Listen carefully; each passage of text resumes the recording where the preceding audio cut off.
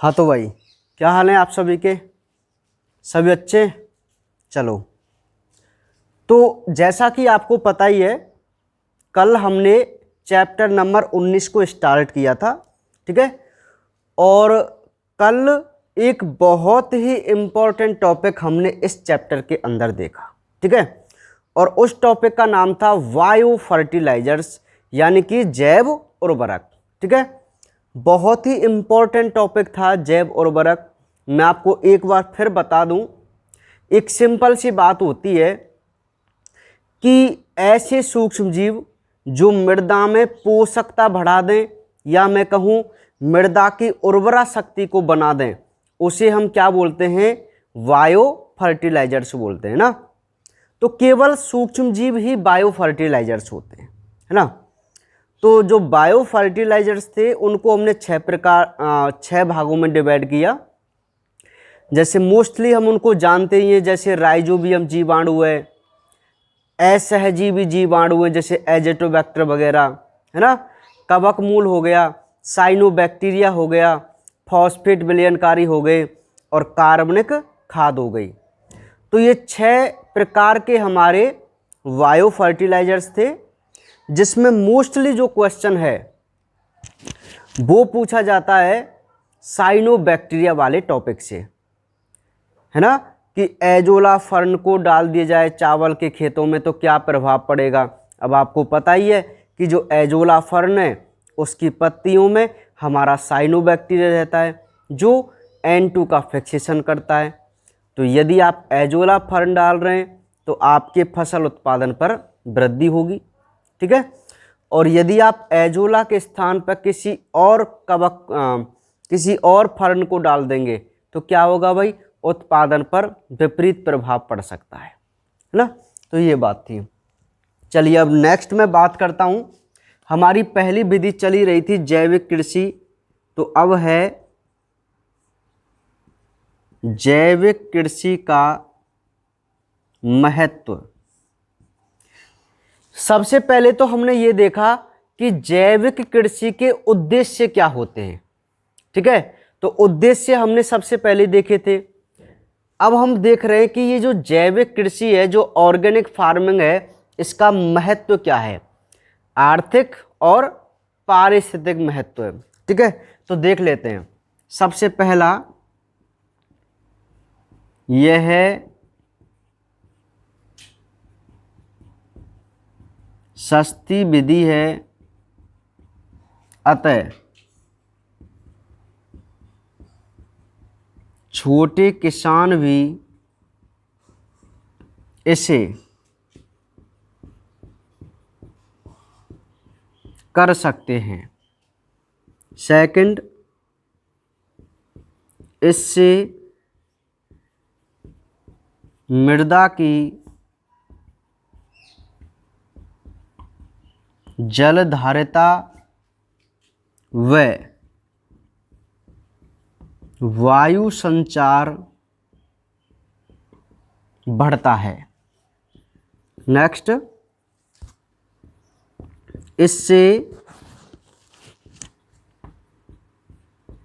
मृदा का पीएच व तापमान नियंत्रित रहता है, जिससे जीवाणु क्रियाशील रहते हैं। नेक्स्ट, इससे मृदा की उर्वर क्षमता में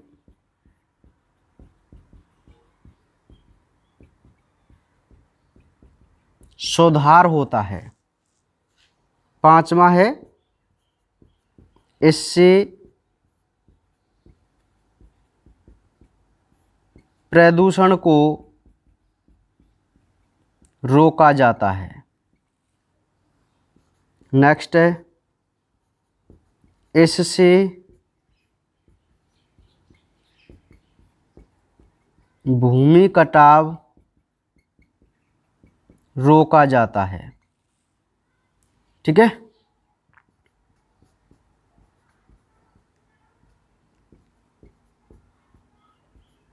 यह आर्थिक दृष्टि से लाभदायक है। ठीक है, तो ये जो आपको दिखाई दे रहे हैं वो हमारे जैविक कृषि के आर्थिक और पारिस्थितिक महत्व हैं। ठीक है, बात को जरा ध्यान से समझो। बिल्कुल इसी प्रकार के क्वेश्चन आपसे पूछ लिए जाएंगे कि भाई जैविक कृषि के क्या उद्देश्य हैं, या जैविक कृषि का आर्थिक एवं पारिस्थितिक महत्व बताइए। ठीक है, तो यहाँ हम महत्व की बात करें तो कौन कौन से पॉइंट आपको लिखने वो मैं आपको बता रहा हूँ। आपकी बुक में 10 पॉइंट इसके दिए हुए हैं, लेकिन मैंने इम्पोर्टेंट 7 पॉइंट ही लिखे हैं जो आपके लिए सफिशियंट हैं। ठीक है, तो देखते हैं भाई। देखो, एक तो जो जैविक कृषि है वो सबसे सस्ती और सरल विधि है। सस्ती है और सरल विधि है, तो कोई भी छोटा किसान भी इसे आराम से कर सकता है। पहला महत्व तो ये है। दूसरी बात, यदि हम ऑर्गेनिक खेती करते हैं तो जो हमारे खेत की मिट्टी होती है उसके जल धारण करने की क्षमता अधिक बढ़ जाती है, और उसमें वायु का जो संचार है वो अधिक बढ़ जाता है। और अच्छी फसल के लिए हमारी मिट्टी में यही 2 गुण होने चाहिए। ठीक है, एक तो उसकी जलधारिता बढ़नी चाहिए ताकि कितना भी पानी आ जाए वो सभी को एब्जॉर्ब कर ले। ठीक है, और अपने अंदर स्टोर करके रखे, और ऑक्सीजन मिल जाए उसमें बहुत ज़्यादा वायु। नेक्स्ट है, इससे जो मृदा का पीएच है, मैं कहूँ अम्लीयता क्षारीयता, वो बिल्कुल बराबर होती है। क्योंकि आपको मैं बता दूं कि जो मिट्टी है वो अम्लीय हो जाने से खराब भी हो जाती है ना। मिट्टी जब अम्लीय हो जाती है ना तो वो खराब हो जाती है। इसी के लिए हम जिप्सम वगैरह डालते हैं, आपने सुना होगा, चूना पाउडर वगैरह डालते हैं, क्योंकि वो क्षारीय पदार्थ होते हैं। तो इससे मृदा का पीएच और जो टेम्परेचर है वो भी कंट्रोल रहता है, और जिस वजह से क्या होते हैं, जो जीवाणु होते हैं उसके अंदर वो हमेशा एक्टिव बने रहते हैं। नेक्स्ट, इससे मृदा की उर्वर क्षमता में, अब ये तो सिंपल सी बात है, इससे मृदा की उर्वर क्षमता में क्या होता है, सुधार होता है। इससे प्रदूषण को रोका जाता है। प्रदूषण रोकता है ना, क्योंकि अब हम रासायनिक उर्वरकों का प्रयोग नहीं कर रहे हैं। उनका प्रयोग करते थे तो प्रदूषण होता था, लेकिन यदि हम जैविक कृषि का प्रयोग करें तो हम प्रदूषण को रोक सकते हैं। भूमि कटाव भी रोका जाता है ना, जो जमीन है वो जल्दी से नहीं कटती है। और यह आर्थिक दृष्टि से भी कैसी है, लाभदायक है, क्योंकि इसमें लागत बहुत कम आती है। लागत बहुत कम आती है भाई।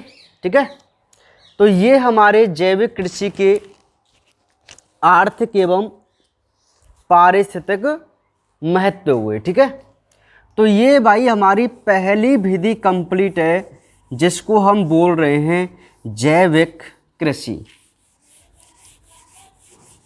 तो समझ में आ गई आपको बात जैविक कृषि के बारे में, है ना। प्रतिपालनीय कृषि की पहली जो विधि है वो कौन सी है, जैविक कृषि है। तो आपको कोई दिक्कत नहीं है जैविक कृषि में ना। नेक्स्ट जो है सेकंड, वो है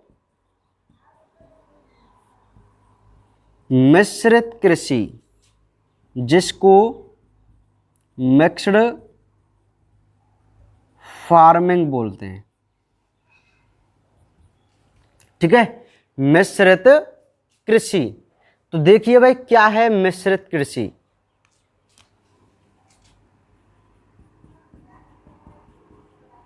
मिश्रित कृषि एक ऐसी प्रणाली है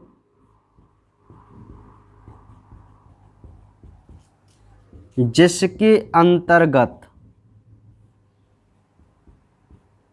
एक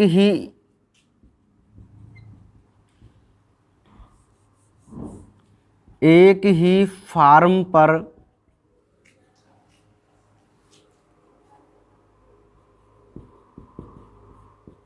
कृषि के साथ साथ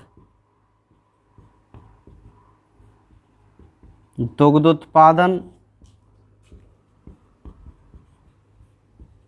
मुर्गी पालन आदि कार्य किए जाते हैं। ठीक है, तो एक बहुत ही सिंपल सी मैं आपको बात बता दूं कि मिश्रित कृषि क्या है? मिश्रित कृषि। तो मिश्रित कृषि का मतलब क्या होता है? मिश्रित कृषि का मतलब होता है कि एक ऐसी प्रणाली जिसके अंतर्गत एक ही फार्म पर, मतलब एक फार्म है आपके पास और उस फार्म पर आप एक साथ, जैसे आपने फसल भी बो रखी है, आपने डेयरी भी खोल रखी है और आप मुर्गी पालन भी वहीं पर कर रहे हैं, तो ऐसे कुछ कार्य एक साथ यदि हम करें तो हम उसे बोलते हैं मिक्स फार्मिंग। क्या बोलते हैं? Mix farming. तो बात समझ में आ गई आपको मिश्रित कृषि की? ये तो बहुत ही सिंपल सी बात है। मैं कह रहा हूं ना, बिल्कुल भी ये जो चैप्टर है बिल्कुल भी कठिन नहीं है, सारी चीजें नॉर्मल ही नॉर्मल है। ठीक है, हाँ। तो मिश्रित कृषि की सबसे पहले तो हम डेफिनेशन ही याद रखेंगे कि भाई ऐसी कृषि जिसमें हम एक फार्म पर एक साथ अनेक कार्य करें, जैसे कृषि, दुग्ध उत्पादन, मुर्गी पालन आदि कार्य को यदि हम एक ही फार्म पर करें तो ऐसी प्रणाली को हम मिक्स फार्मिंग बोल के चलते हैं। ठीक है, तो बहुत ही सिंपल सी है भाई। इसके मैं उदाहरण की बात करूं तो देखिए, इसमें कुछ सिस्टम है मिक्स फार्मिंग में, जैसे मैं आपको बता दूं। नंबर 1,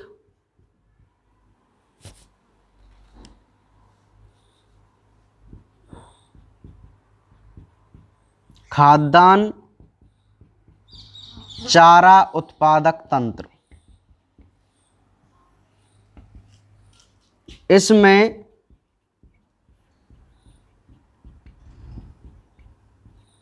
खाद्यान्न फसलों के साथ चारा फसल जैसे बरसीम आदि की जाती है। कृषि वानिकी, इसमें वृक्षों के साथ साथ फसल की जाती है। और लास्ट है उद्यान पशुचारणिक, इसमें फल व फूल वाले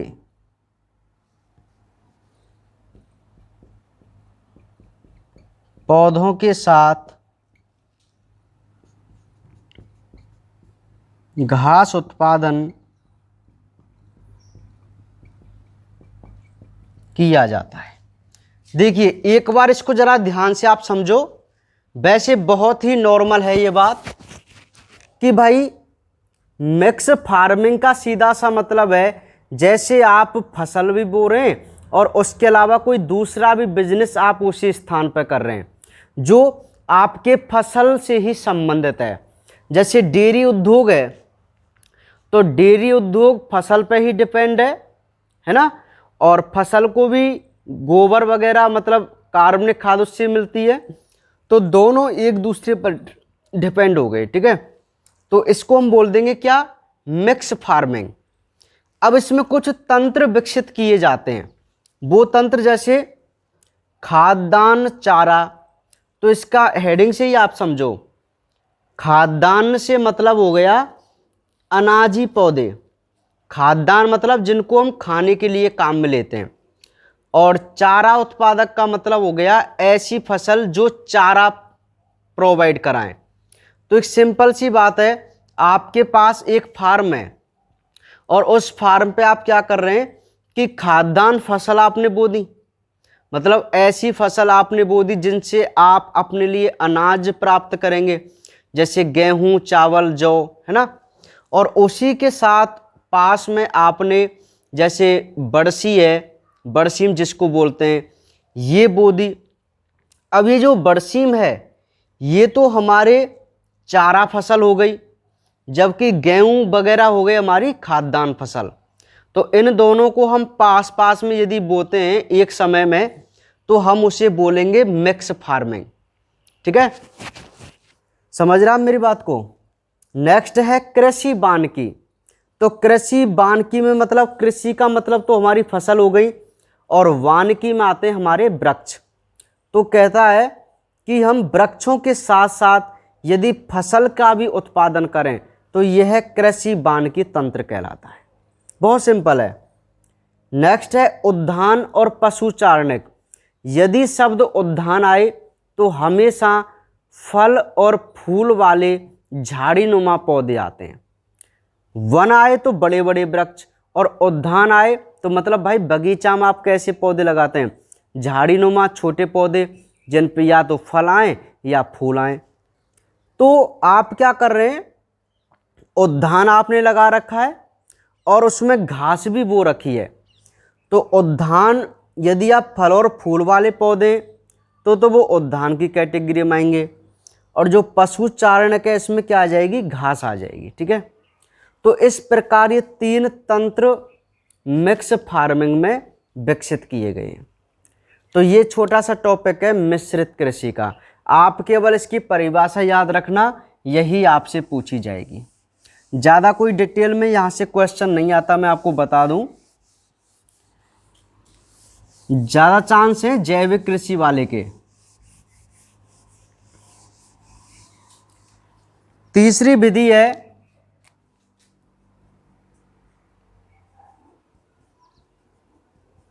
मिश्रित शस्योत्पादन।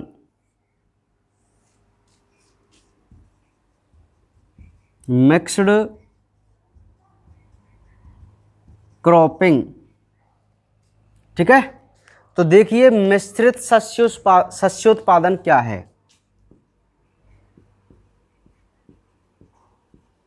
एक ही खेत में एक साथ एक से अधिक फसल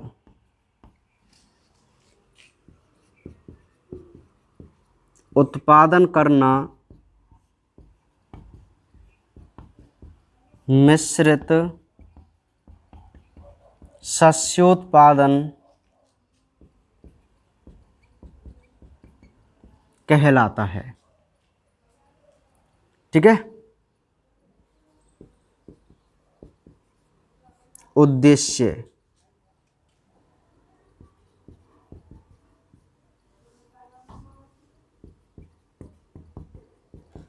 सिंचाई की कमी से एक फसल की हानि की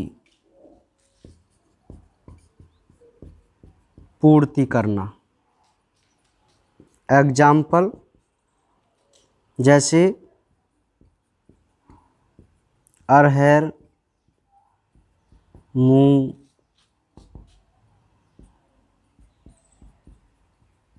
गेहूं, चना, गेहूं, सरसों,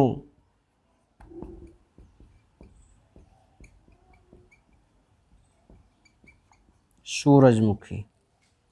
देखिए भाई, ये जो आपको दिखाई दे रही है तीसरी हेडिंग, जिसको हम मिक्स क्रॉप बोल के चल रहे हैं, है ना, यानी कि मिश्रित शस्योत्पादन। तो आप जरा मेरी बात को ध्यान से समझो, मिश्रित कृषि और मिश्रित शस्योत्पादन, ध्यान से समझो। मिक्स फार्मिंग और मिक्स क्रॉपिंग में अंतर समझो। अंतर क्या है? मिश्रित कृषि का मतलब है आप अलग अलग खेतों में अलग अलग फसल एक साथ बो रहे हैं, ठीक है। लेकिन मिक्स क्रॉपिंग में आपके पास एक ही खेत है और उस खेत में 2 या 3 फसल आप एक साथ बो रहे हैं।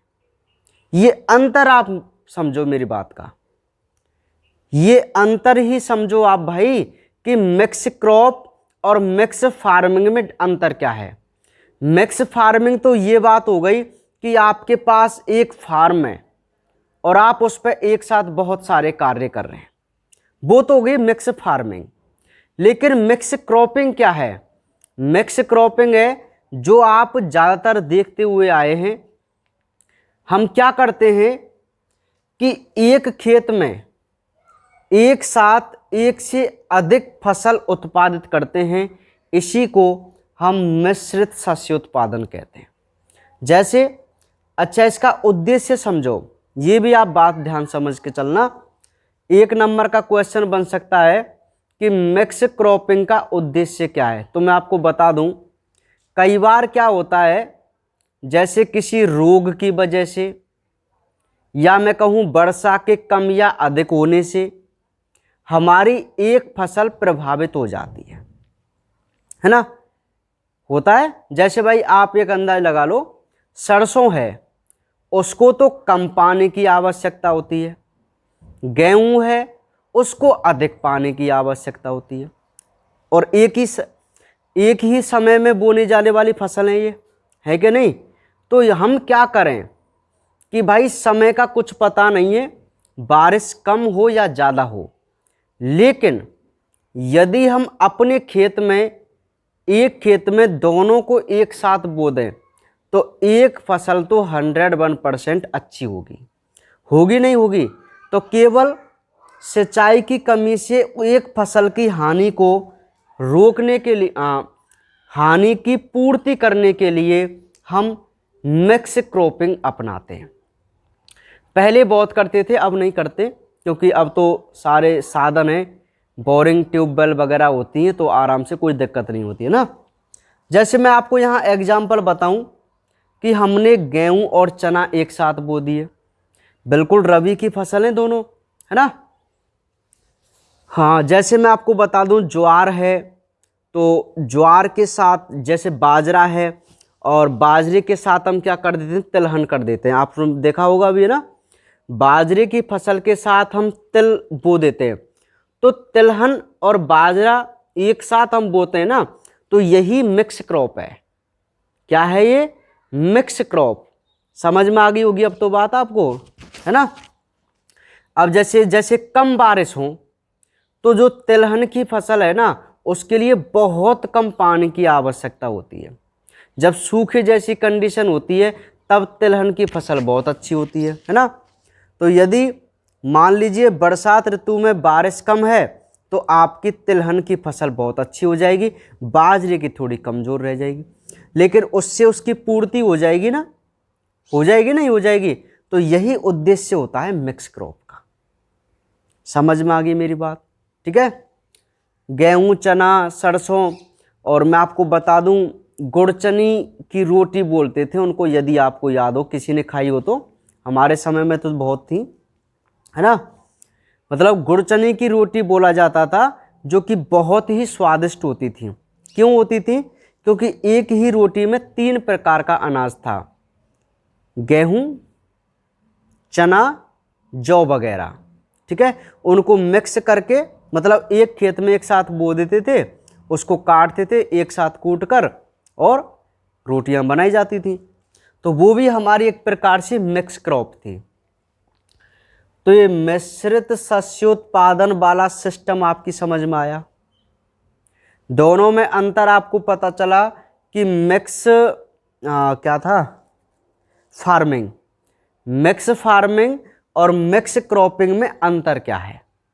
मिक्स फार्मिंग का मतलब फार्म आ गया ना, तो बस एक फार्म पर आप अलग अलग काम कर रहे हैं, लेकिन एक साथ। क्रॉप है तो दोनों फसल एक साथ ही बोई जा रही है, तो ये दोनों में अंतर है।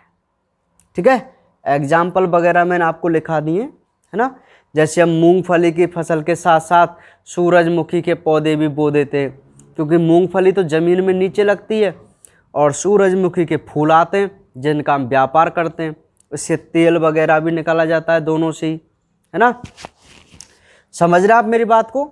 तो ये बात हुई भाई हमारी किसकी, मिश्रित शस्य उत्पादन की। अब चौथी विधि है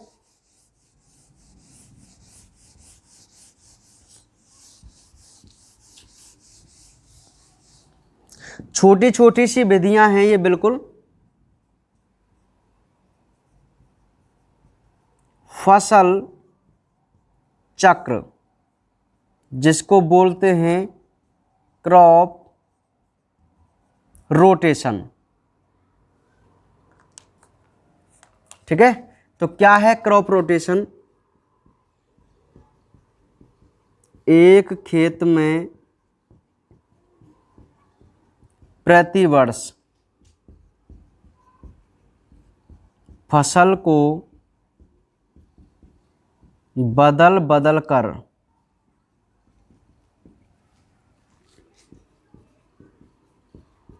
बोने की प्रक्रिया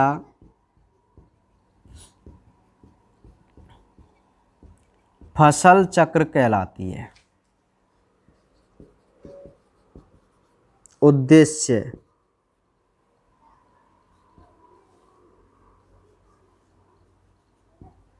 मृदा में कोई एक विशेष तत्व की कमी न हो,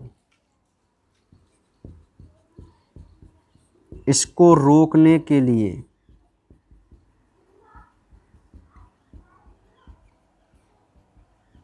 फसल चक्र जरूरी है। एग्जाम्पल की मैं बात करूं, जैसे मक्का, गेहूं, चावल, खेत। ठीक है, देखिए भाई ध्यान से आप मेरी नेक्स्ट बात को समझिए।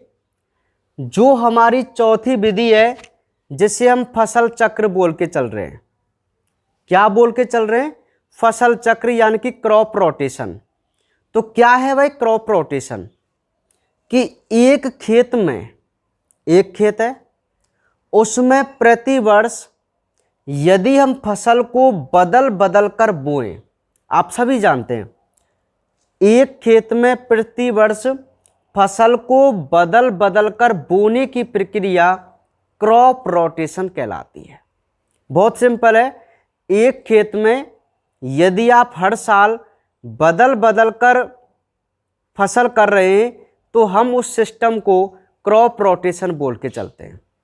आपने जनरली सभी ने देखा हुआ है, आप खुद देखिए हम क्या करते हैं। जैसे हमारे खेत होते हैं, है ना, तो हमारे खेतों में हम क्या करते हैं, हम सोचते हैं ना कि भाई देखो यूपी और वहाँ की मैं बात नहीं कर रहा हूँ, वहाँ तो अलग सिस्टम है, वहाँ तो क्या है पानी की उपलब्धता है तो सारे काम हुआ हो जाते हैं। लेकिन मैं स्पेशली राजस्थान पे फोकस कर रहा हूँ। ठीक है, और राजस्थान में भी अपने जैसे भरतपुर, अलवर मोस्टली मैं भरतपुर की बात ज़्यादा कर रहा हूँ, है ना, क्योंकि यहाँ पर पानी की बहुत कमी है, मीठे पानी की खासकर। ठीक है, हाँ आपके अलवर ज़िले में तो है सारा। तो देखिए, लेकिन हम सभी जगह इसी सिस्टम को अपनाते हैं। देखिए ध्यान से कि भाई हम क्या करते हैं, जैसे हमने किसी खेत में, जैसे ये बरसात ऋतु है तो ज्वार की फसल बोई, और यदि हम उस ज्वार को उसकी फसल लें, मतलब उसका बीज प्राप्त करें, तो हम उसमें श्योर गेहूं की फसल ही बोएंगे, रबी की फसल। अरे भाई एक साल में आप 2 फसल लेते हैं एक खेत से एवरेज, है ना, कहीं जगह 3-4 भी लेते हैं, लेकिन एवरेज हम 2 फसल की लेके चले बात, है ना। तो जैसे हमने इस बार बाजरा यदि बोया तो बाजरे को क्या है, हम जल्दी काट देते हैं और उसके स्थान पर फिर हमें उस खेत में सरसों ही करनी पड़ती है, करते हैं ना। लेकिन यदि ज्वार बोते हैं तो उसमें हम गेहूं करते हैं। अब बात को ध्यान से समझो कि मान लीजिए आपने अपने खेत में एक साल ज्वार बो दी, ज्वार, तो उसी वर्ष आप उसमें करेंगे गेहूं, ठीक है भाई, गेहूं हो गए। अब नेक्स्ट टाइम क्या हुआ कि जब आपने ज्वार बोई थी, या तो आप इसे खाली रखेंगे खेत को बरसात ऋतु में, या इसमें आप बोएंगे बाजरा, है ना, और फिर इसमें क्या करेंगे अगली बार, सरसों। समझ में आ रही मेरी बात। तो हम क्या करते हैं, प्रति वर्ष हम एक ही खेत में अपनी फसल को बदल बदल कर बोते हैं, इसे ही हम फसल चक्र कहते हैं। अब ऐसा क्यों करते हैं मैं आपको बता दूं, एक एग्जाम्पल आप मेरी बात को समझना।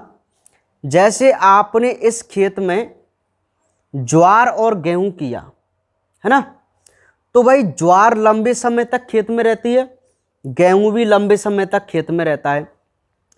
तो ये क्या करते हैं कि जो भी बारिश का पानी वगैरह होता है जिसमें मिनरल्स होते हैं, ये सभी मिनरल्स को अपने लिए काम में ले लेते हैं, है ना, और उस खेत में उन मिनरल्स की क्या हो जाएगी, फिर कमी हो जाएगी। क्या हो जाएगी, कमी हो जाएगी। तो अब देखो, आपने ज्वार की फसल की तो बारिश ऋतु में, बरसात में जितनी भी बारिश हुई उसमें जितने भी मिनरल्स थे उन सभी को इसे ज्वार की फसल ने ले लिया। चलो कोई बात नहीं, थोड़ी कमी हो गई। लेकिन हमने गेहूं बो दिए और पानी दिया तो मिनरल्स की थोड़ी बहुत पूर्ति फिर हो गई, लेकिन है कमी। अब इसने भी पूरे मिनरल्स ले लिए, अब आपके खेत में मिनरल्स की हो गई कमी। यदि आप दोबारा से ज्वार की फसल इसी खेत में बोएं दूसरी साल, तो भाई बहुत घाटे वाली बात है, ये फसल होगी ही नहीं अब, है ना, बहुत कम उसका उत्पादन होगा। तो हम क्या करते हैं, इसमें दोबारा से उस मिनरल्स की पूर्ति कराने के लिए हम नेक्स्ट ईयर इसको या तो खाली खेत छोड़ देते हैं या इसमें बाजरा बो देते हैं, क्योंकि उसे कम पानी की आवश्यकता होती है, ठीक है। और फिर उसमें सरसों बो देते हैं क्योंकि इसको भी कम पानी की आवश्यकता होती है। तो जो मिनरल्स हैं वो इसमें दोबारा से रीस्टोर हो जाते हैं। समझ में आ गई बात। तो हमारी जो क्रॉप रोटेशन का उद्देश्य है वो एक ही उद्देश्य होता है कि एक विशेष तत्व, अच्छे विशेषण लग गया क्या, एक विशेष तत्व की कमी नहीं हो जाए। जैसे आप एक ही फसल को लगातार बोते रहेंगे, अब मान लीजिए भाई देखो, हर फसल को अलग अलग मिनरल्स की आवश्यकता होती है। तो जैसे मान लीजिए गेहूं की फसल है, उसको कैल्शियम और नाइट्रोजन की ज़्यादा आवश्यकता है, तो वो कैल्शियम और नाइट्रोजन को ले लेगा पूरे को, क्योंकि वो तो अपने स्वभाव के अनुसार लेगा। तो यदि आप लगातार गेहूं की फसल करेंगे तो आपकी मिट्टी में जो मिनरल्स हैं, मोस्टली कैल्शियम वगैरह, उसकी क्या हो जाएगी, कमी हो जाएगी, ठीक है। तो इसी को रोकने के लिए हम क्या करते हैं, फसल को बदल बदल कर बोते हैं, फसल को बदल बदल कर बोलते हैं, और इसी को हम बोलते हैं क्रॉप रोटेशन, ठीक है। तो ये है फसल चक्र, है ना भाई। तो आपको समझ में आ गई भाई इसकी डेफिनेशन, इसका उद्देश्य और एग्जाम्पल भी बिल्कुल इसके मोस्ट नहीं है, मैं आपको बता दूं, है ना। आप केवल परिभाषा और इसका उद्देश्य जरूर याद रखना।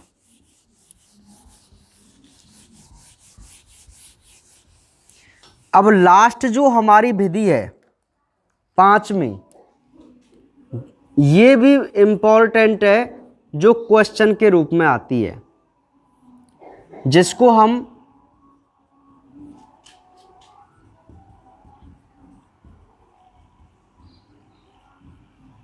जैवनाशी बोल के चलते हैं, यानी कि बायो पेस्टिसाइड्स।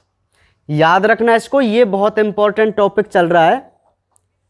पांचवी जो विधि है मिश्रित मतलब मिश्रित क्या प्रतिपालनी कृषि की, वो है जैवनाशी यानी कि बायोपेस्टिसाइड्स। तो क्या है बायोपेस्टिसाइड्स, इसमें कुछ हम बात करते हैं। तो कुछ इसमें डेफिनेशन है छोटी छोटी, वो सभी डेफिनेशन हमें पढ़ के चलनी है, ठीक है।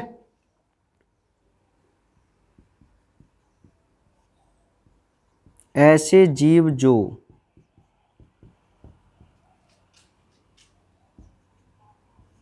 फसल व अन्य उत्पादों को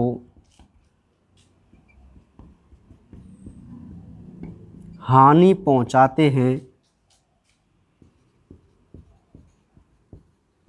पीड़क कहलाते हैं, ठीक है।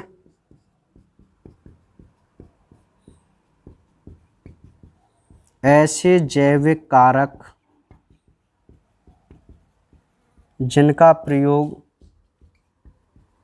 पीड़क, रोगजनक को नष्ट करने में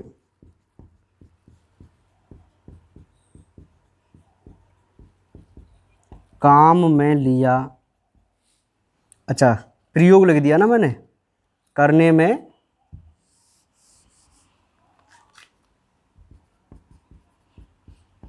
किया जाता है,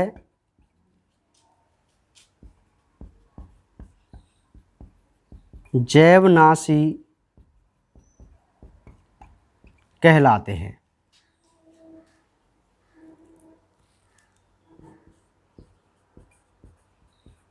जीवाणु, कवक आदि का प्रयोग पीड़क को नष्ट करने में किया जाता है। इन्हें, चलो जैव नियंत्रण की परिभाषा है ना, जैव नियंत्रण की परिभाषा है, तो मैं इसको दोबारा से लिखता हूं। जीवाणु कवक का प्रयोग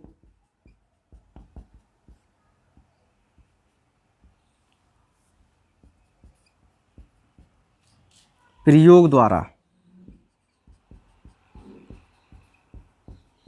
पीड़कों को नष्ट करना, के प्रयोग द्वारा पीड़कों को नष्ट करना जैव नियंत्रण, बायो कंट्रोल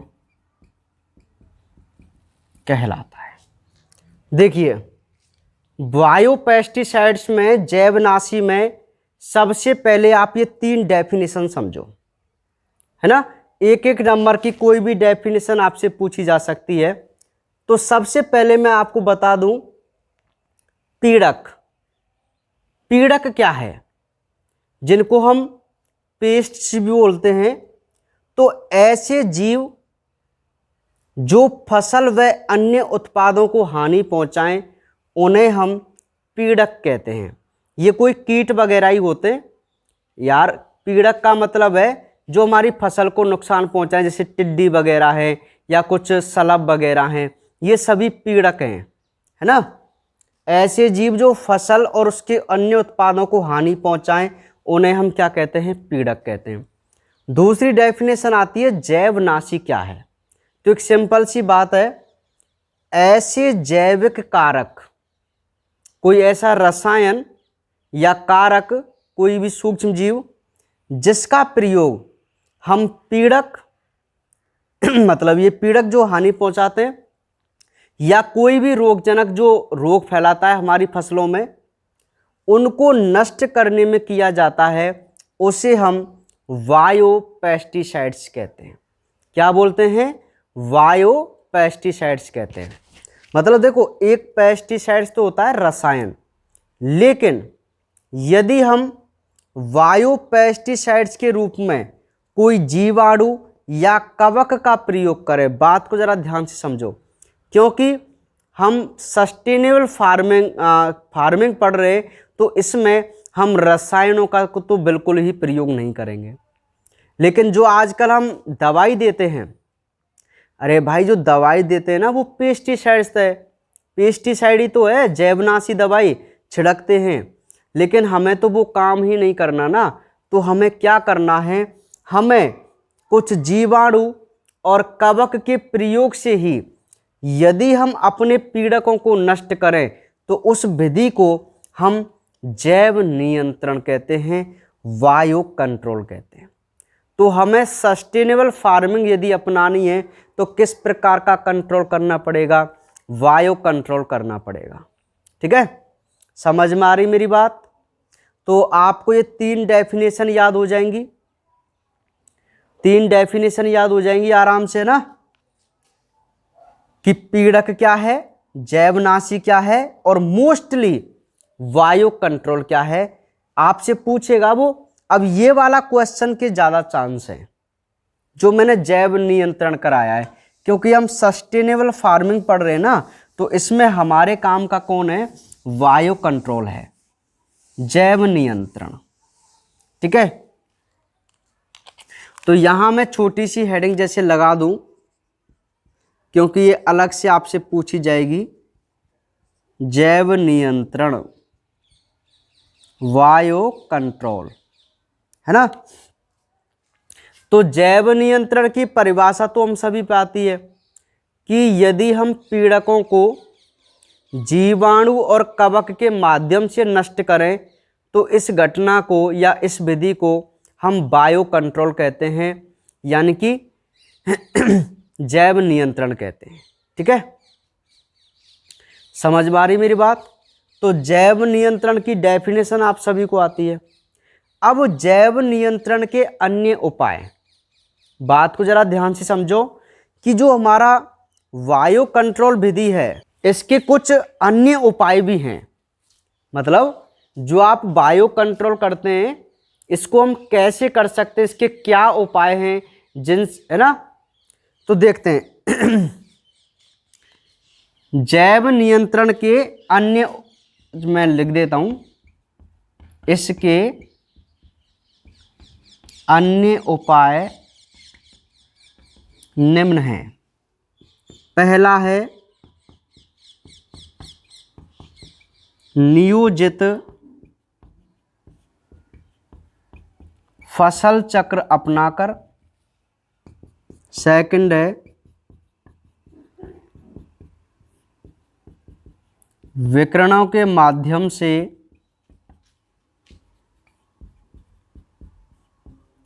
पीड़कों के नर सदस्यों को बंध्य कर। थर्ड है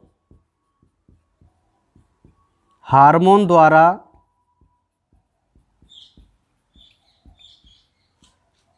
इनके जीवन चक्र को प्रभावित करना।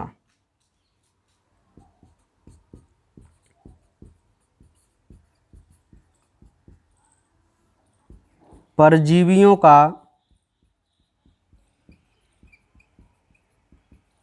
संक्रमण कराकर।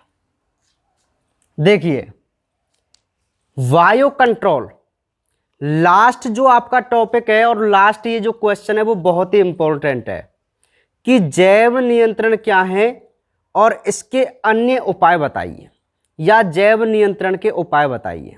ठीक है इस प्रकार से आपको ये लास्ट क्वेश्चन याद रखना है कि बायो कंट्रोल क्या है और इसके हम क्या उपाय कर सकते हैं इसके अलावा, है ना, जैव नियंत्रण के। तो बायो कंट्रोल की डेफिनेशन तो बहुत सिंपल है कि यदि हम जीवाणु कवकों का प्रयोग पीड़कों को नष्ट करने में करें तो इसे हम बायो कंट्रोल कहते हैं। अब इसके उपाय जो हैं वो क्या हैं कि एक तो हम नियोजित फसल चक्र अपनाकर अपने पीड़कों को नष्ट कर सकते हैं। हमारा मेन उद्देश्य है पीड़कों को मारना, है ना, पीड़कों को मारना। अब हम और कैसे कैसे उनको मार सकते हैं वो हम देख रहे हैं। यदि हम नियोजित फसल चक्र अपनाएं तो हम पीड़कों को नष्ट कर सकते हैं। क्यों? क्योंकि उनके जीवन काल को हम प्रभावित कर देते हैं। यदि आप एक जैसी फसल ही बोते जाएंगे तो जो पीड़क जिस फसल पर डिपेंड है उनकी संख्या लगातार बढ़ती हुई जाएगी, है ना। समझ रहे ना। आपने ये भी देखा ना, हर फसल में अलग अलग प्रकार के पीड़क लगते हैं, है ना। अब जैसे टिड्डा है, टिड्डा आपने कभी भी सरसों गेहूं में देखा है क्या? कभी भी नहीं देखा, केवल ज्वार में लगता है। समझ रहे आप मेरी बात को? तो हमें हमेशा फसल चक्र अपनाना चाहिए ताकि वो कुछ निश्चित समय तक ही रहे पीड़क, और अनुकूल मौसम या भोजन ना मिलने पर वो नष्ट हो जाए। नेक्स्ट हम क्या कर सकते हैं कि किसी विकिरणों के माध्यम से हम उनके नर सदस्यों को बंधे बना दें जिनसे वो जनन प्रक्रिया नहीं कर पाए और उनकी संख्या में वृद्धि नहीं हो। या हार्मोन्स द्वारा हम इनके जीवन चक्र को प्रभावित कर दें, मतलब या तो इनके जनन चक्र को बदल दें, है ना, जिससे इनकी संख्या में वृद्धि नहीं हो। और परजीवी जो होते हैं जो इनको मार कर खाते हैं उनका संक्रमण यदि पीड़कों में करा दें, तो इस प्रकार से भी हम वायु कंट्रोल कर सकते हैं। ठीक है भाई। तो ये जो लास्ट टॉपिक था आपका और लास्ट विधि थी वायु पेस्टिसाइड्स, इसमें आपकी मोस्ट 2-3 डेफिनेशन है और मोस्ट क्वेश्चन है बायो कंट्रोल, है ना। बायो कंट्रोल क्या है, इसके अन्य उपाय लिखो, है ना। तो ये क्वेश्चन आपको जरूर याद कर लेना है। तो इसी के साथ हमारा ये चैप्टर नंबर 19 भी कंप्लीट है। छोटा सा चैप्टर है, ठीक है। 2 या 3 दिन का ही हमारा चैप्टर नंबर 20 है। तो कल से हम चैप्टर नंबर 20 की बात करेंगे, है ना। तो याद रखना, इन दोनों चैप्टरों से 19 और 20 से लगभग आपको 3 नंबर के क्वेश्चन मिलेंगे और 2 नंबर का क्वेश्चन 101% 18वें चैप्टर से मिलेगा। ठीक है। 5 नंबर की यूनिट है जिसमें 3 चैप्टर हैं। तो आप बहुत अच्छी तरीके से चैप्टर नंबर 19 को पढ़ लेना, सिंपल है ना। तो बाकी बातें करेंगे अब कल।